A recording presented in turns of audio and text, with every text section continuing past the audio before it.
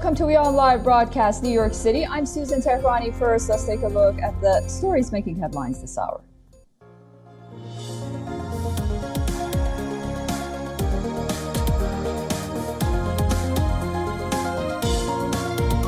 Russia claims it has destroyed all its targets in Ukraine, with its forces striking with long-range, precision-guided air-launched weapons. Kyiv had said overnight strikes by Russia had hit a military facility in western Ukraine.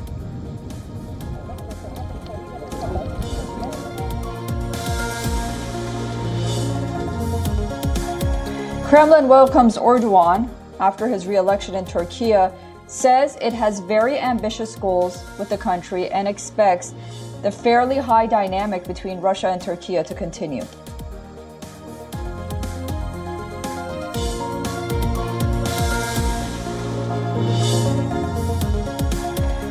Bola Tinubu, sworn in as president of Nigeria in Abuja, he takes over from two-term president Muhammadu Buhari. Tinubu's victory is being challenged in court by his two closest rivals.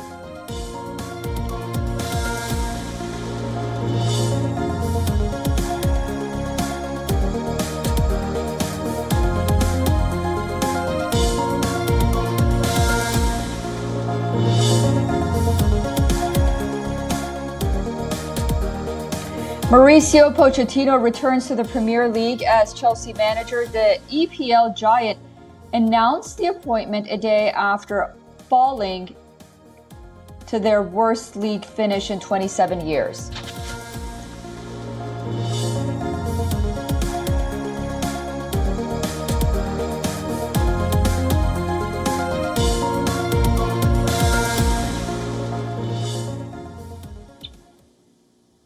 Belarus President Alexander Lukashenko says nations who are willing to join Russia and Belarus will be given nuclear weapons.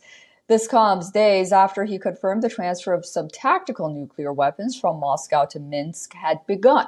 Lukashenko, a close ally of Russian President Vladimir Putin, made the comments in an interview on a Russian media company. He also said it must be strategically understood that both the countries have a unique chance to unite, while also stating no one minds Kazakhstan and other countries having the same close relations that Belarus has had with the Russian Federation.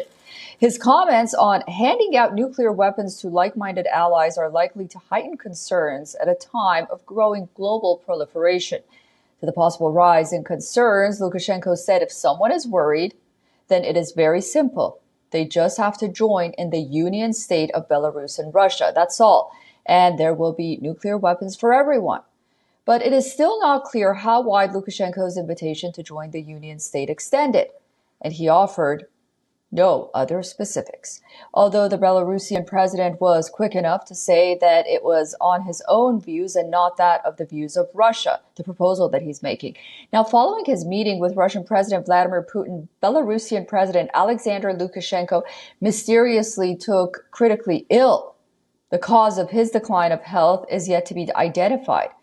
Lukashenko's political rival has now pointed a finger at the Kremlin, alleging that the leader has been poisoned. Belarusian opposition leader Sep Kalu, a former candidate for the presidency and a former ambassador to the United States, took to Twitter late on Sunday to level allegations against Moscow. He claims that the specialists attending to Lukashenko deemed the leader to not be in a state to be transported back to his country. He further alleges that Moscow sent Lukashenko's private jet back to Minsk without him to mask his hospitalization. He says that Moscow has been aware of Lukashenko's deteriorating health for a while, and a political purge planned by Russia might be underway.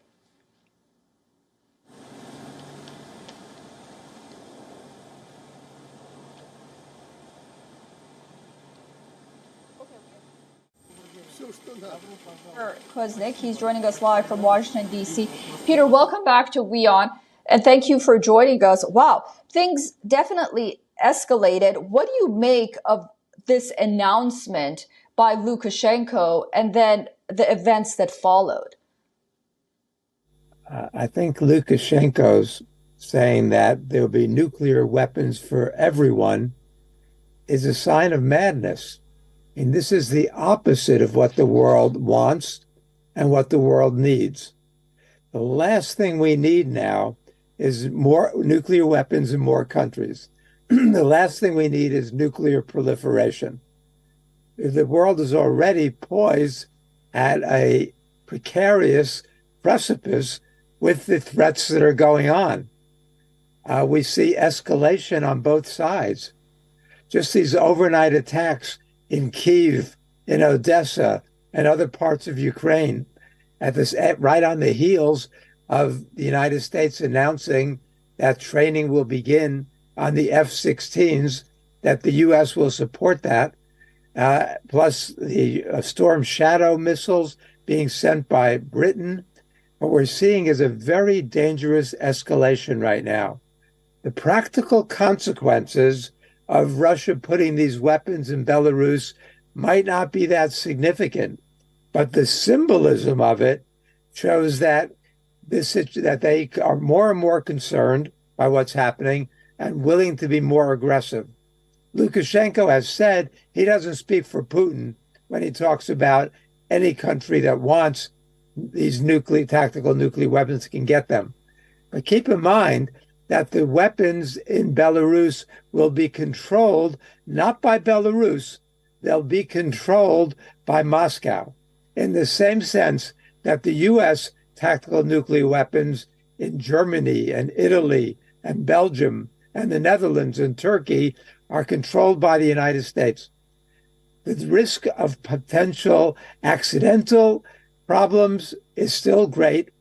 We know that back in 2007, the United States accidentally flew a nuclear fighter jet cross country with 6 nuclear weapons strapped to its wings without knowing it. So even if they're careful, there's no place for these kinds of weapons because the risk is too great.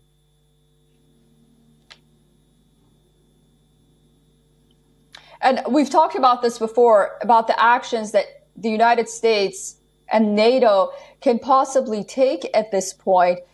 You talk about perhaps reaching some kind of peace accord and a peace deal. It doesn't seem that Ukraine wants to do that unless Russia takes all its forces out of the country, including Crimea. Is that a viable aspiration and request? No. That's an extreme position. The problem is both sides are taking extreme positions before they're willing to sit down and talk. So Russia's going for a military win. Ukraine is planning or hopes to drive all Russian forces out of Ukraine. No sober military analyst believes that is possible. To the Russians, Crimea probably is an existential threat. The possibility of the use of nuclear weapons and extreme tactics, Russia would probably go for a full-scale military mobilization, a full-scale state of war, if Crimea is threatened. So what we need is outside intervention. The Vatican is attempting to do so. Xi Jinping has been attempting to do so. Lula in Brazil has been attempting to do so. 6 African states are saying we need to negotiate now. But what we see on both sides is they want to wait to see the outcome of Ukraine's spring counteroffensive. We don't even know when that's going to begin. Most military analysts do not think it's going to succeed in the way that Zelensky and Podolyak hope that it will. And so then we're going to be back where we are now, back at a stalemate, back at another meat grinder, hundreds of thousands more dead on both sides and injured. And then we're going to be sitting down to negotiate. I think we need a ceasefire now. We need to negotiate now, save lives, and figure out where to compromise. Thank you so much for that analysis, Peter Kuznick from Washington, D.C. It's always great to talk to you. And thank you. We'll talk to you very soon. Thank you.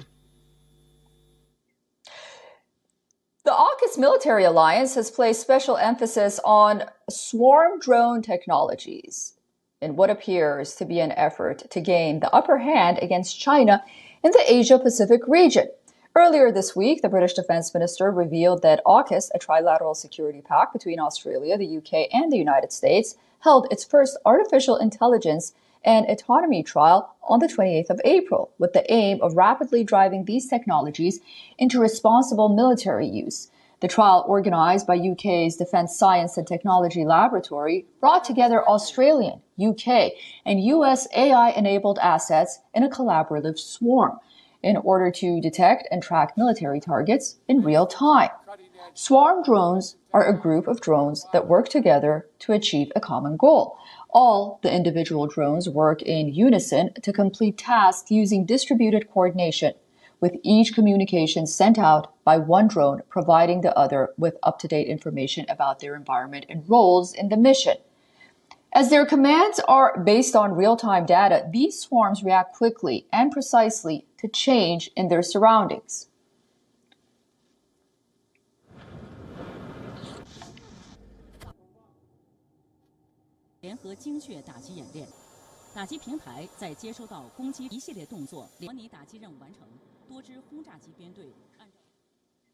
Amid revelations about U.S. President Joe Biden's son's Hunter Biden's tax affairs, a former U.S. state senator suggests that authorities should shift their attention to more serious matters which are related to the Biden family. He claims efforts are on by the Biden family via the Department of Justice to scuttle the probe against Hunter. An internal state revenue whistleblower named Gary Shapley dropped a bombshell on Hunter Biden's shady dealings. The move was concerning a tax evasion probe into Hunter's affairs.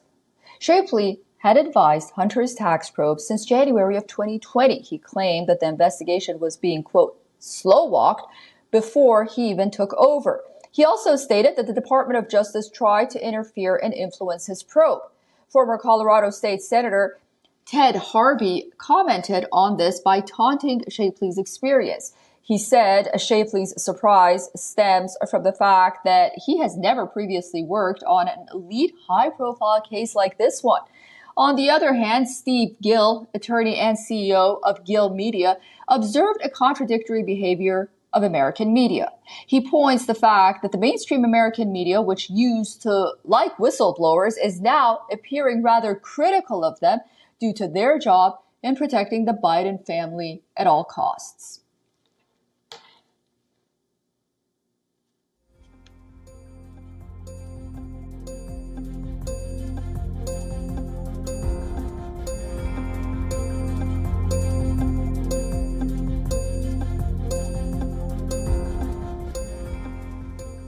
Turkey has re-elected Recep Tayyip Erdogan as president, a man who has led the country for more than 20 years. In spite of being challenged by multiple crises, Erdogan has been able to maintain his grip on power.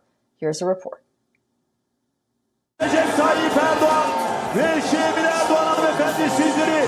Recep Tayyip Erdogan is set to dominate Turkish politics as he slides into the third decade of power. The political bigwig is the most divisive figure in the modern republic.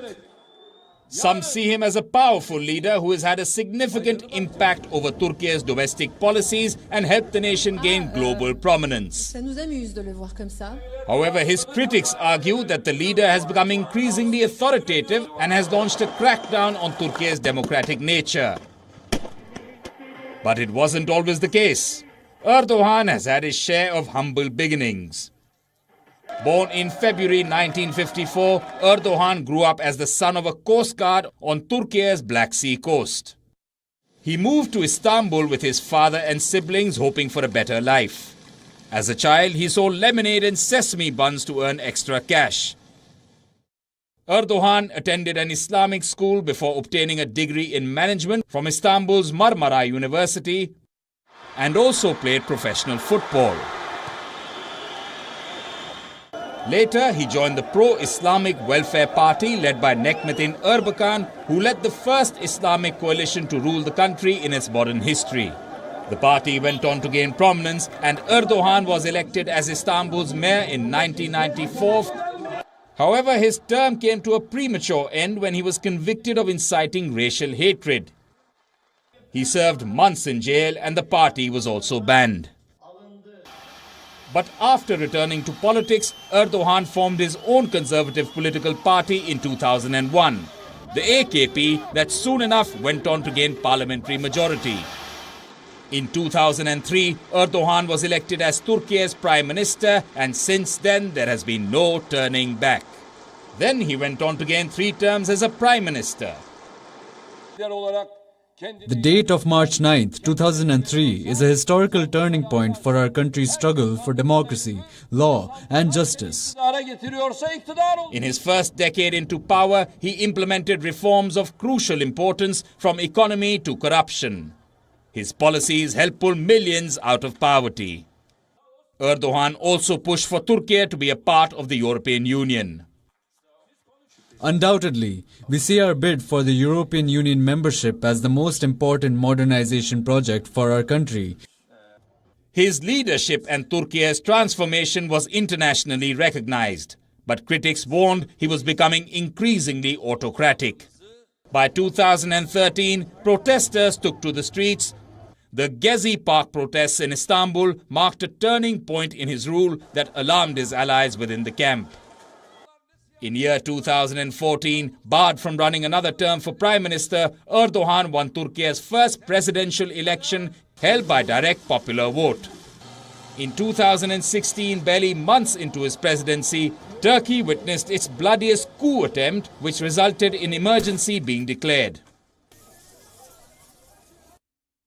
In the aftermath, 150,000 public servants were sacked and more than 50,000, including soldiers, journalists, lawyers and Kurdish politicians were detained. This crackdown on critics triggered frosty relations with the EU and hindered Turkey's prospects to join the bloc. Ahead of gaining another presidential term, Erdogan faced multiple challenges amid growing economic crisis in Turkey and massive destruction due to a 7.8 magnitude earthquake. He also implemented a more assertive foreign policy that brought him to Russia's doors despite being the head of a NATO state. However, the runoff results show that Erdogan's popularity is alive and well. After all these years, there is still more left to his political ambitions. His time is not up yet. There seems to be no end to Canada's troubles as wildfire raged through the country. On Sunday, the city of Halifax declared a state of local emergency after wildfires forced evacuation in the area. The eastern Canadian city is the latest region to be ravaged by wildfire.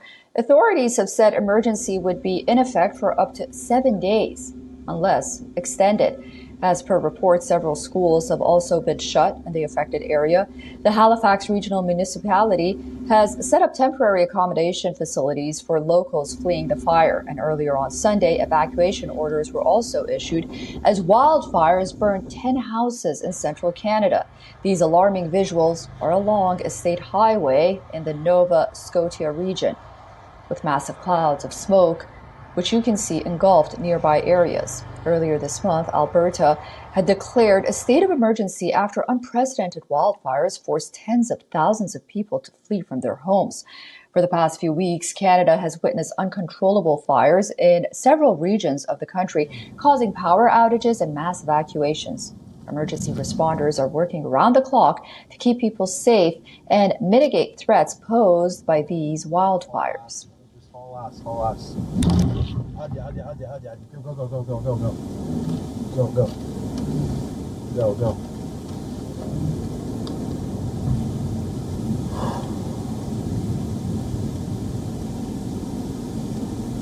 You're gonna be okay, don't worry. Thank you so much for staying with us and watching WION Live Broadcast from New York City. I'm Susan Tehrani and I'll see you tomorrow. But don't go away, a lot more news and headlines coming up next only on WION World is One.